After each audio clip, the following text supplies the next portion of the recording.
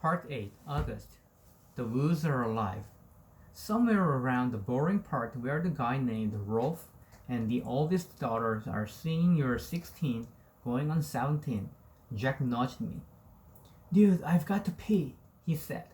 We both got up and kind of hopscotched over the kids who were sitting or lying down on the sleeping bags.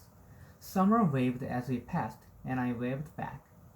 There were lots of kids from the other schools walking around by the food trucks, playing the carnivore games, or just hanging out. Of course, there was a huge line for the toilets. Forget this, I'll just find a tree, said Jack. That's gross, Jack. Let's just wait, I answered. But he headed off to a row of trees at the edge of the field, which was past the orange cones that we were specifically told not to go past. And of course I followed him. And of course we didn't have our flashlights because we forgot to bring them.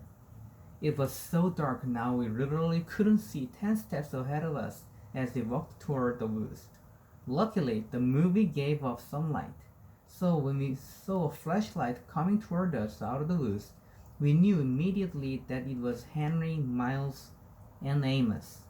I guess they hadn't wanted to wait online to use the toilets either.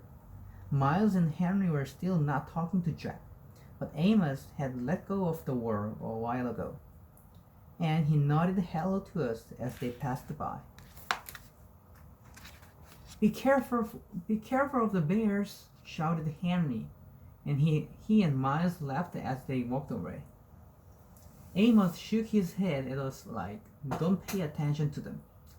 Jack and I walked a little farther until we were just inside the woods. Then Jack hunted around for the perfect tree and finally did his business, though it felt like he was taking forever.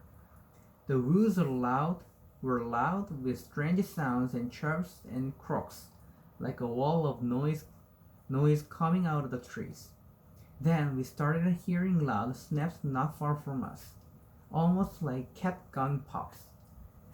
That definitely weren't insect noises. And far away, like in another world, we could hear raindrops on roses and vickers on kittens. Ah, that's much better, said Jack, jipping up. Now I have to pee, I said, which I did on the nearest tree. No way I was going farther in like Jack did. Do you smell that? Like firecrackers, he said, coming over to me. Oh yeah, that's what that is, I answered, jipping up. Weird, let's go.